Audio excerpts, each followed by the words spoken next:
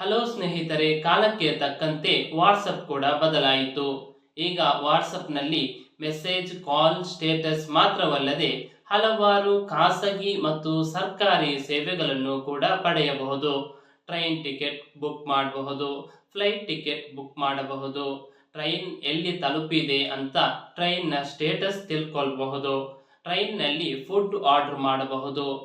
ಅದು ಅಲ್ಲದೆ Aadhaar card, PAN card, SLC certificate, PUC certificate ಮುಂತಾದ ಹಲವಾರು ಡಾಕ್ಯುಮೆಂಟ್ಗಳನ್ನು ಡೌನ್ಲೋಡ್ ಮಾಡಬಹುದು. ಮೆಟ್ರೋ ಟಿಕೆಟ್ ಬುಕ್ ಮಾಡಬಹುದು. ಅದೇ ರೀತಿಯಲ್ಲಿ ಬ್ಯಾಂಕ್ ಬ್ಯಾಲೆನ್ಸ್ ಅನ್ನು ತಿಳಿದುಕೊಳ್ಳಬಹುದು. PF ಬ್ಯಾಲೆನ್ಸ್ ಅನ್ನು ತೆಗೆಯುವಂತಹ ಆಪ್ಷನ್ ಬರುತ್ತಿದೆ. ಇವತ್ತಿನ ವಿಡಿಯೋದಲ್ಲಿ ಈ ವಿಷಯದ ಕುರಿತು ಚರ್ಚೆಗೈಯಲಾಗುತ್ತಿದೆ. ಅಂದಹಾಗೆ ನೀವಿನ್ನು ಚಂಚಲ್ ಮೀಡಿಯಾ ಚಾನೆಲ್ ಸಬ್ಸ್ಕ್ರೈಬ್ ಮಾಡಿಲ್ಲ ಅಂದ್ರೆ ದಯವಿಟ್ಟು ಸಬ್ಸ್ಕ್ರೈಬ್ ಮಾಡಿ ಸಹಕರಿಸಿ.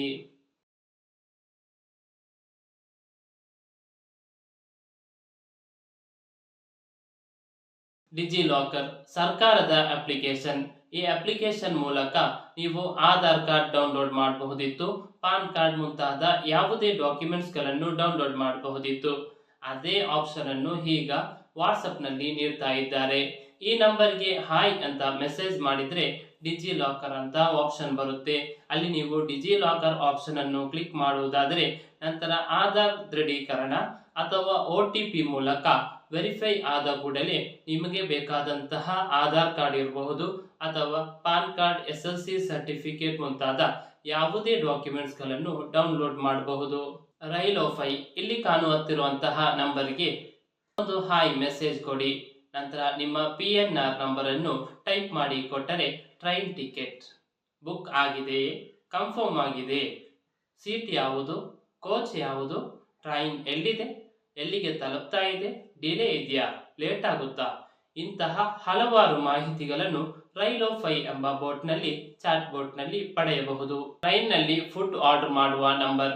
ಈ ನಂಬರ್ನಲ್ಲಿ ನೀವು ಮೆಸೇಜ್ ಮಾಡುವುದಾದರೆ ಟ್ರೈನ್ನಲ್ಲಿ ಪ್ರಯಾಣಿಸುತ್ತಿರುವಾಗ ಹತ್ತಿರದ ಸ್ಟೇಷನ್ನಲ್ಲಿರುವ ರೆಸ್ಟೋರೆಂಟ್ನಿಂದ ಫುಡ್ ಆರ್ಡರ್ ಮಾಡಿ ನೀವು ಟ್ರೈನ್ನಿಂದ ಹೊರಗಡೆ ಇಳಿಯದೆ ಕೂತಲ್ಲಿಯೇ ಫುಡ್ ಪಡೆಯಬಹುದು.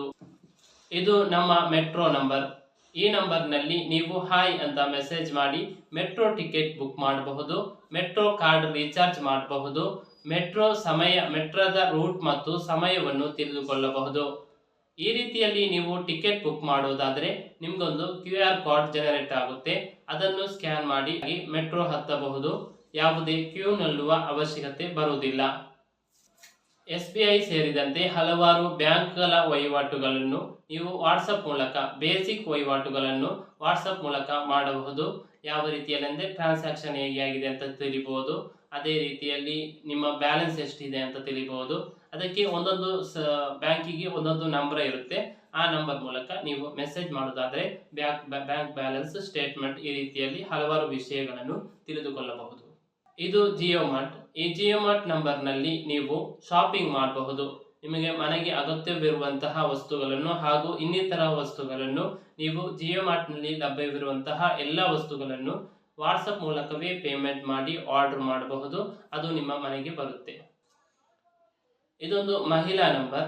ಮಹಿಳೆಯರಿಗೆ ಆಗುವಂತಹ ಯಾವುದೇ ತೊಂದರೆಗಳನ್ನು ಈ ನಂಬರ್ಗೆ ಮೆಸೇಜ್ ಮಾಡಿ ನೀವು ತಿಳಿಸಬಹುದು.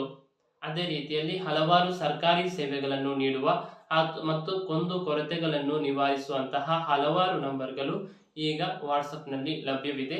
ಆ ರೀತಿಯಲ್ಲಿ ವಾಟ್ಸಪ್ ಈಗ ಒಂದು ಚಾರ್ಟ್ಸ್ಗೆ ಮಾತ್ರ ಸೀಮಿತವಾಗದೆ ಹಲವಾರು ಖಾಸಗಿ ಮತ್ತು ಸರ್ಕಾರಿ ಸೇವೆಗಳನ್ನು ಒದಗಿಸುತ್ತಾ ಬರ್ತಾ ಇದೆ.